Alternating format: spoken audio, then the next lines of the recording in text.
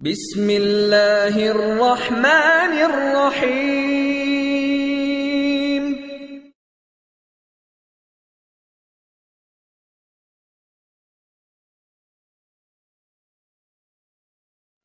بشرى لنا نلنا المنى زال العنا وافى الهنا والدهر أنجز وعده والبشر أضحى معلنا بشرى لنا نلنا المنى زال العنا وافى الهنا بشرى لنا نلنا المنى زال العنا وافى الهنا بشرى لنا نلنا المنى زال العنا وافى الهنا والدهر أنجز وعده والبشر أضحى معلنا بشرى لنا نلنا المنى زال العنا وافى സത്യം പുലർന്നു, അസത്യം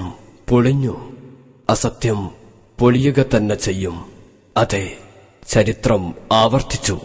കൊട്ടപ്പുറത്തും മണ്ണാർക്കാട്ടും മഞ്ചേശ്വരത്തും എടമുട്ടത്തും കോട്ടയ്ക്കലും മലർന്നടിച്ച വഹാബികൾ അവസാനം ആലുവയിലും അടിപതറി. നാദാപുരത്ത് ലാ കട്ടവർ, മഞ്ചേശ്വരത്ത് യാ കട്ടവർ, എടമുട്ടത്ത് മലയാള പുസ്തകത്തില് മുന്നും പിന്നും കട്ടവർ, കോട്ടയ്ക്കലിൽ തൊണ്ടി സഹിതം പിടികൂടപ്പെട്ടവർ ആലുവയിലും വഹാബി പാരമ്പര്യം നിലനിർത്തി. സ്വന്തം നേതാവ് ആലുവയിലും കിതാബിൽ 10 വരി കട്ടു. സംവാദത്തിന്റെ അവസാന ഘട്ടത്തിൽ തോറ്റമ്പിയ വഹാബികൾ പിശാച്ചിനെ പോലും നാണിപ്പിക്കുന്ന വിധം കിതാബിൽ കൊടിയ അട്ടിമറി നടത്തി. 10 വരി കട്ട് പിടിക്കപ്പെട്ടപ്പോൾ കുറ്റം ഏറ്റുപറയാതെ തോറ്റോടി. വഹാബികൾ വാദിച്ച പോലെ സുന്നികൾ ഉദ്ധരിച്ച ഹദീസിന് 2 ന്യൂനതകളുണ്ടെന്ന് തെളിയിക്കാൻ ചങ്കൂറ്റമുള്ള ഏതെങ്കിലും ആൺതരി വഹാബികളിലുണ്ടോ? തെളിയിക്കുന്നവർക്ക് ഞങ്ങൾ 1 കോടി രൂപ ഇനാം പ്രഖ്യാപിക്കുന്നു. ദൈവത്തോട് ചോദിക്കുന്നതിനാണ് പ്രാർത്ഥന എന്ന് പറയുക. ക്രിസ്ത്യാനികൾ യേശുവിനോട് പ്രാർത്ഥിക്കുന്നു, ഹൈന്ദവർ കൃഷ്ണനോട് പ്രാർത്ഥിക്കുന്നു, മുസ്ലിങ്ങൾ അള്ളാഹുവിനോട് പ്രാർത്ഥിക്കുന്നു. അടിമ ഉടമയോട് തന്റെ ആവശ്യങ്ങൾ ചോദിക്കുന്നതിനാണ് ദുആ എന്ന് പറയുക എന്ന് ഇമാം റാസി ഉദ്ധരിച്ചത് വെറുതെയല്ല. ഇങ്ങനെ ദൈവമാണെന്നോ ദൈവത്തിന്റെ ഗുണങ്ങളുണ്ടെന്നോ വിശ്വസിച്ച് ചെയ്യുന്ന പ്രാർത്ഥന അള്ളാഹുവിനോടെ ആകാവൂ എന്നും അത് അള്ളാഹു അല്ലാത്തവർക്ക് ചെയ്യൽ ഷിർക്കാണെന്നുമാണ് ഖുർആൻ പറയുന്നത്. ആരോടും ദുആ ചെയ്യരുതെന്ന് പഠിപ്പിച്ച ഖുർആൻ ഒരു ദൈവത്തോട് എന്ന് മറ്റൊരു സൂക്തത്തിൽ വ്യാഖ്യാനിച്ചത് അതുകൊണ്ടാണ്. ഈ ദുആ പ്രാർത്ഥന സുന്നികൾ അള്ളാഹു അല്ലാത്തവർക്ക് ചെയ്യുന്നില്ല. ജിന്നിനെയും മലക്കിനെയും പ്രവാചകന്മാരെയും ആരാധിച്ചവർ അത് ചെയ്തിരുന്നു. അവരുടെ പ്രാർത്ഥന നിഷ്ഫലമാണെന്ന് ഖുർആൻ പഠിപ്പിക്കുന്നുണ്ട്. എന്നാൽ മലയാള ഭാഷയിൽ പ്രാർത്ഥന എന്ന പദം അപേക്ഷ എന്ന അർത്ഥത്തിൽ ഉപയോഗിക്കാറുണ്ട്. കോടതിയോട് പ്രാർത്ഥിച്ചുവെന്നോ വായനക്കാരോട് പ്രാർത്ഥിച്ചുവെന്നോ പറയുന്നത് കൊണ്ട് ആരും മുശ്രിക്ക് ആകാത്ത പോലെ മഹാന്മാരോട് പ്രാർത്ഥിച്ചു എന്ന പ്രയോഗം കൊണ്ട് ആരും കാഫിറാകില്ല. പക്ഷേ സാധാരണഗതിയിൽ അങ്ങനെ പ്രയോഗിക്കുന്നില്ല. ആഗോള മുസ്ലിങ്ങളെ മുശ്രിക്കുകളാക്കാൻ വേണ്ടി മാത്രം മുജാഹിദുകൾ അനധികൃതമായി പടച്ചുണ്ടാക്കിയ പ്രാർത്ഥനയുടെ നിർവചനം ഖുർആൻ കൊണ്ടോ സുന്നത്ത് കൊണ്ടോ തെളിയിക്കുകയോ അതെന്താണെന്ന് വിശദീകരിക്കുകയോ ചെയ്തില്ലെന്ന് മാത്രമല്ല, ആ നിർവചനത്തെ തകർക്കുവാൻ വേണ്ടി സുന്നികൾ വായിച്ച 2 പ്രമാണങ്ങൾക്ക് മുമ്പിൽ മുതല മൗലവിമാരുടെ മുതുകൊടിഞ്ഞുപോയി. നബി സല്ലല്ലാഹു അലൈഹി വസല്ലമയുടെ ശരീഅത്ത് മതവിരുദ്ധർ നശിപ്പിക്കുമ്പോൾ ക്രൈസ്തവതയുടെ നീരാളിപ്പിടുത്തത്തിൽ നിന്ന് ലോകത്തെ രക്ഷപ്പെടുത്തി തൗഹീദ് സ്ഥാപിക്കാൻ വരുന്ന ഈസാ നബി അലൈഹിസ്സലാത്തു വസ്സലാം തിരുനബിയുടെ ഖബറിനരികിൽ പോയി അവിടുത്തെ വിളിക്കുമെന്നും തിരുനബി സല്ലല്ലാഹു അലൈഹി വസല്ലം ഉത്തരം ചെയ്യും എന്ന് പറയുന്ന ഹദീസ് സുന്നി പക്ഷം ഉദ്ധരിച്ചപ്പോൾ കഥയറിയാത്ത മൗലവി ആദ്യം ഹദീസ് നിഷേധിക്കാൻ ശ്രമിച്ചു. തുടർന്ന് ഹദീസിൽ ന്യൂനത ആരോപിച്ചു. ഖുർആൻ വിരുദ്ധമായ ആശയമാണെന്നും സമർത്ഥിക്കാൻ ശ്രമിച്ചു. അങ്ങനെ വിളിക്കുന്നവൻ മുസ്ലിമല്ലെന്ന് വരെ അവർ തട്ടിവിട്ടു.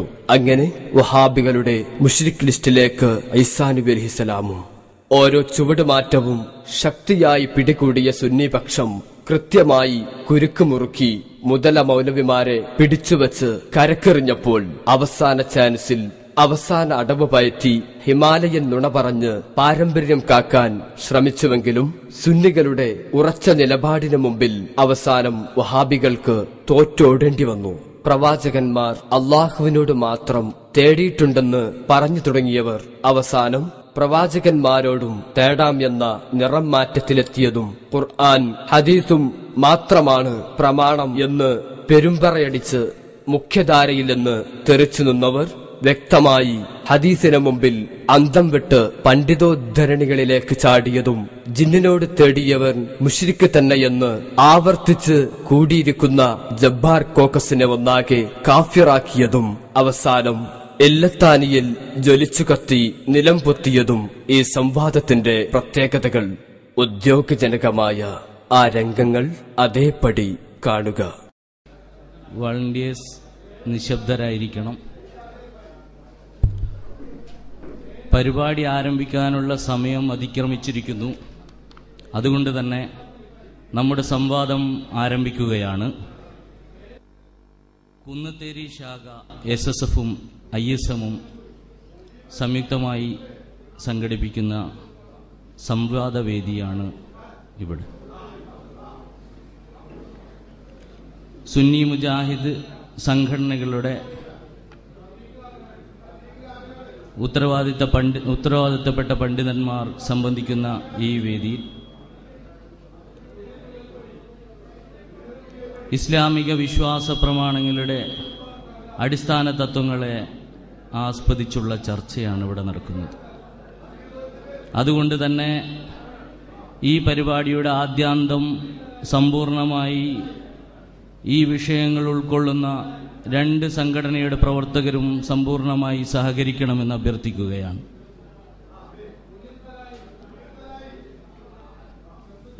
ഇവിടെ നടക്കാൻ പോകുന്ന സംവാദത്തിൻ്റെ